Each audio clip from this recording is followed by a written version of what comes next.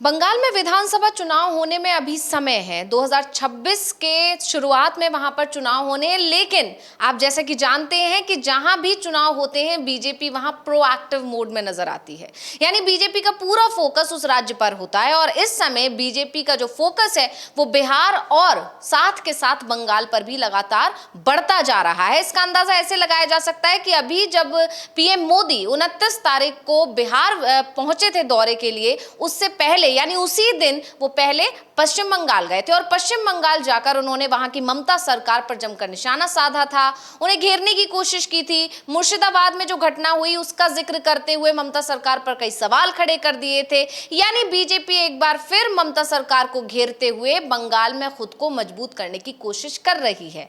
लेकिन बड़ी बात यह है कि बीजेपी के अंदर खाने सब कुछ ठीक नहीं चल रहा और इस तरह के दावे तब होने लगे जब बंगाल में बीजेपी के पूर्व अध्यक्ष दिलीप घोष लगातार 2 बार कार्यक्रम से नदारद रहे। यानी पहले पीएम मोदी के कार्यक्रम में, रैली में वो नहीं पहुंचे और उसके बाद अमित शाह जब 1 जून को वहां पहुंचे यानी बंगाल में रैली करने पहुंचे तो दिलीप घोष ने इस कार्यक्रम से भी दूरी बना ली और इसके बाद से चर्चाओं का बाजार गर्मा गया है कि आखिर बंगाल बीजेपी में चल क्या रहा है। और बड़ी बात यहां पर यह है कि दिलीप घोष अब लगातार कहीं ना कहीं बीजेपी से नाराज नजर आ रहे हैं, बीजेपी के नेताओं के खिलाफ बयान भी देते हैं और बड़ी बात यह भी है कि वो ममता बनर्जी के तरफ अपना झुकाव भी दिखा रहे हैं, क्योंकि पिछले दिनों उन्होंने ममता बनर्जी से मुलाकात की थी और इसके बाद से सियासी गलियारों में चर्चा का बाजार गर्मा गया है कि पहले ममता से वो मुलाकात करते हैं और उस मुलाकात के बाद वो अमित शाह और पीएम मोदी की रैली से गायब हो जाते हैं। तो अमलेंदु जी, आपके पास मैं आना चाहूंगी इसको लेकर कि जिस तरह से बंगाल में अभी से बीजेपी फोकस कर रही है, बीजेपी पूरी कोशिश में है कि वो ममता सरकार को इस बार पछाड़ देगी और सत्ता में आ जाएगी, लेकिन उसके लिए चुनौती उसके खुद के अपने ही नेता बन रहे हैं। तो दिलीप घोष की नाराजगी की आखिर बड़ी वजह क्या हो सकती है? एक तो अंशिता ये है कि बीजेपी इस बार नहीं, बीजेपी पिछले चुनाव में भी कोशिश कर चुकी है और उससे पिछले चुनाव में भी कोशिश कर चुकी है और पिछले चुनाव में तो बहुत ज़्यादा उनको लग रहा था कि हो जाएगा, उनका काम बन जाएगा और 200 पार का नारा भी वहाँ अमित शाह ने जाकर दे दिया था। ममता बनर्जी को खूब चुनौतियाँ भी दी गई थी, लेकिन ममता बनर्जी अपनी टूटी हुई टांग से यूँ बीजेपी को चुनौती देती रहीं और ममता बनर्जी वहाँ थम्पिंग मेजॉरिटी के साथ सरकार में आ गई और बीजेपी के सपने वहाँ धराशायी हो गए। लेकिन अब जो इस समय शुरू हुआ है, और देखिए इसमें तो बीजेपी की एक तारीफ़ करनी पड़ेगी कि वो अति कहा जाए सक्रिय मोड में रहती है। चुनाव में अभी लगभग 1 साल का वक्त है बंगाल विधानसभा के चुनाव में, लेकिन बीजेपी वहाँ सक्रिय हो गई। प्रधानमंत्री के दौरे शुरू हो गए, अमित शाह के दौरे वहाँ शुरू हो गए। यानी दोनों नेता जो हैं, जो बड़े नेता समझे जाते हैं बीजेपी के और जो बीजेपी के सर्वे समझे जाते हैं कि इस कंपनी के सीईओ और एमडी जो सीएमडी जो हैं वो यही दोनों हैं, तो वो दोनों सक्रिय हो गए हैं कि बंगाल को किसी तरीके से कब्जे में किया जाए। लेकिन प्रधानमंत्री नरेंद्र मोदी और अमित शाह की जो कहा जाए जुगलबंदी है, उसको धता बताने के लिए उनके ही नेता चुनाव में मैदान में उतर आए हैं। अब दिलीप घोष भारतीय जनता पार्टी के छोटे मोटे नेता नहीं है। एक समय में मुख्यमंत्री पद का चेहरा भी हुआ करते थे, जब तक कि शुभेंदु अधिकारी बीजेपी में नहीं आए थे, तो उस समय तक वो बीजेपी का चेहरा हुआ करते थे और बीजेपी के प्रदेश अध्यक्ष भी थे। अब अगर बीजेपी का पूर्व प्रदेश अध्यक्ष प्रधानमंत्री की रैलियों से भी गायब रहे और गृह मंत्री की रैलियों से भी गायब रहे, तो ये बहुत प्रश्न चिन्ह खड़े करता है कि आखिर बीजेपी का पूर्व प्रदेश अध्यक्ष जो बहुत सक्रिय मोड में रहता है, वो क्यों जो है वो इस रैलियों से गायब है। इसको लेकर बहुत सारे सवाल जो है वो उठते रहते हैं और ये सवाल जो है गंभीरता से उठा कि आखिर दिलीप घोष गायब क्यों हो रहे हैं। आपको याद होगा कि दिलीप घोष ने इससे पहले भी शुभेंदु अधिकारी का नाम लिए बिना कहा था कि बाहर से लोग जो आ गए हैं वो पार्टी पर कब्जा करना चाहते हैं, पार्टी को संचालित करना चाहते हैं। इस तरीके के उनके वक्तव्य आए थे। तो दिलीप घोष का प्रधानमंत्री की रैली में भी मौजूद ना होना और अमित शाह के कार्यक्रम में भी मौजूद ना होना और उसके बाद पूछे जाने पर कि आप क्यों नहीं थे, ये कहना कि मुझे बुलाया नहीं गया, ये बड़े सवाल खड़ा करता है कि अगर बीजेपी का प्रदेश अध्यक्ष जो रह चुका है व्यक्ति है, उसको ही अगर प्रधानमंत्री के कार्यक्रम में और गृह मंत्री के कार्यक्रम में नहीं बुलाया जा रहा है, तो इसका मतलब बीजेपी में सब कुछ ठीक ठाक नहीं चल रहा है पश्चिम बंगाल में। तो कैसे बंग विजय का सपना भारतीय जनता पार्टी का पूरा होगा, ये सवाल है। आपको याद होगा कि इससे पहले वो जगन्नाथ दीघा मंदिर का उद्घाटन था, जिसमें बुलाया गया था बीजेपी के तमाम दूसरे नेताओं को भी, लेकिन उन्होंने कार्यक्रम से दूरी बना ली थी। पर बड़ी बात ये थी कि उसमें दिलीप घोष पहुंचे थे और बाकायदा ममता के साथ उनकी तस्वीरें सामने आई थी। किस तरह से वो दोनों अगल बगल बैठे हुए थे और दोनों के बीच कुछ बातचीत चल रही थी। चेहरे की मुस्कुराहट साफ साफ बता रही थी कि दोनों के बीच कुछ तो पक रहा है। और उसी तस्वीर ने इतना विवाद मचाया, इतना बवाल मचाया कि दिलीप घोष की उनकी ही पार्टी के अंदर कहीं ना कहीं आलोचना होने लगी।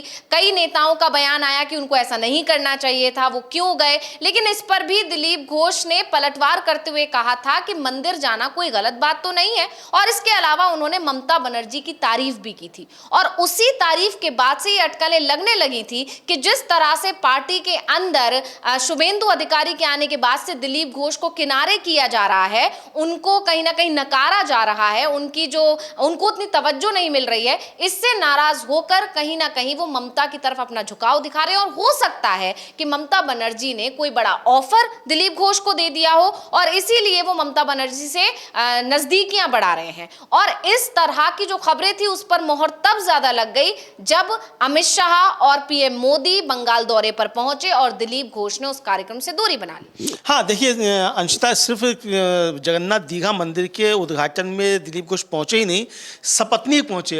अभी जो उनकी जो मतलब अभी नई शादी उनकी हुई है और वो भी बीजेपी कार्यकर्ता हैं, उनकी पत्नी भी, तो दोनों पति पत्नी पहुंचे और ममता बनर्जी के साथ उनकी लंबी मुलाकात जो थी वो रही। और बाहर आया और जब बाहर निकलकर उनसे संवाददाताओं ने पूछा कि भाई ममता बनर्जी के साथ आप कार्यक्रम में शामिल हुए, तो उन्होंने जो जवाब दिए वो बहुत महत्वपूर्ण समझे जा सकते हैं बीजेपी की अंदरूनी राजनीति को समझने के लिए।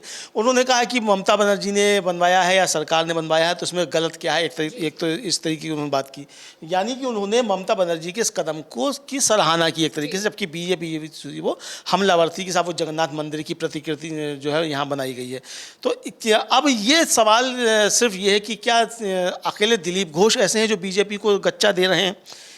इस बीच इसके बाद जो बीजेपी के एक बड़े नेता हुआ करते थे पश्चिम बंगाल से ही, और वो केंद्रीय मंत्री रह चुके जॉन बारला, वो भी भारतीय जनता पार्टी छोड़कर तृणमूल कांग्रेस में शामिल हो गए। और उन्होंने बीजेपी नेतृत्व पर बहुत गंभीर सवाल लगाए कि आदिवासियों के हितों के लिए काम नहीं करने दिया जा रहा। तो यानी अंशतः ये कहा जाए कि बीजेपी जो ऑपरेशन लोटस चलाती रहती है वो रिवर्स ऑपरेशन लोटस जो है वो बंगाल में शुरू हो गया है।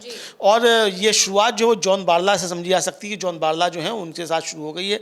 अब क्या अगला नंबर दिलीप घोष का है, इसको लेकर पश्चिम बंगाल में चर्चाएं काफ़ी ज़्यादा तेज हो गई हैं, क्योंकि दिलीप घोष जो है वो अपनी ससुराल अब पहुंच गए हैं।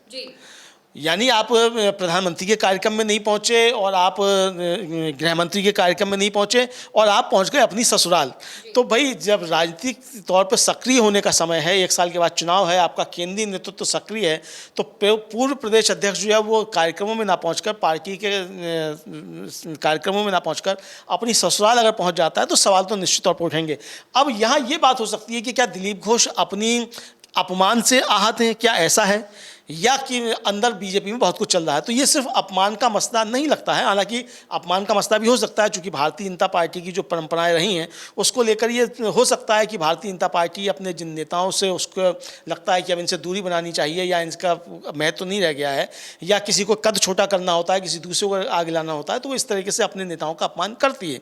तो इसको लेकर चर्चाएँ हो सकती हैं। तो हो सकता है कि शुभेंदु अधिकारी को जिस तरीके से लेकर आया गया है, तब शुभेंदु अधिकारी जो है वो भारतीय जनता पार्टी का वहाँ चेहरा हो और इसलिए दिलीप घोष का अपमान किया जा रहा हो। अगर ऐसा भी है तब भी ये भारतीय जनता पार्टी को जो है वो गहरा पड़ सकता है, ये समझा सकता है।